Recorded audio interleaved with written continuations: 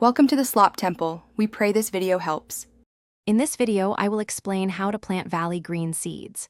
First, select a sunny spot that receives at least 6 to 8 hours of direct sunlight each day. Good drainage is crucial, so consider mounding your soil if it tends to hold too much water. Incorporate about 2 to 3 inches of well-rotted compost or other organic matter into the top 6 inches of soil. This enrichment provides essential nutrients and improves soil structure, creating an ideal environment for your seeds to thrive right from the start. Once your soil is ready and the danger of frost has passed, it is time to sow your Valley Greene seeds. Create shallow furrows, approximately 1/4 of an inch deep, and place your seeds about 2 inches apart. Gently cover them with a thin layer of fine soil, no more than 1/4 of an inch. After sowing, lightly water the area using a fine spray to settle the soil without displacing the tiny seeds.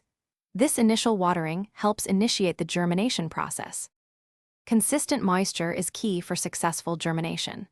Keep the soil evenly moist, never waterlogged, by watering gently every day or two, depending on your climate. You should see seedlings emerge within 7 to 14 days, sometimes even sooner if conditions are perfect.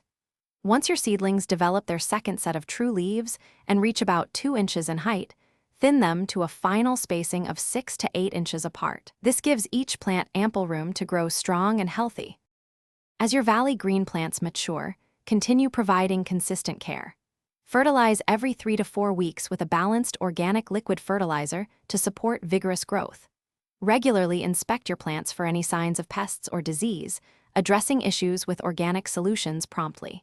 You can begin harvesting leaves when they are 4 to 6 inches long, using sharp scissors or a knife.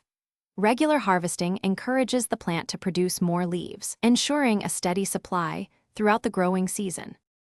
Thanks for watching. Consider subscribing if we helped you.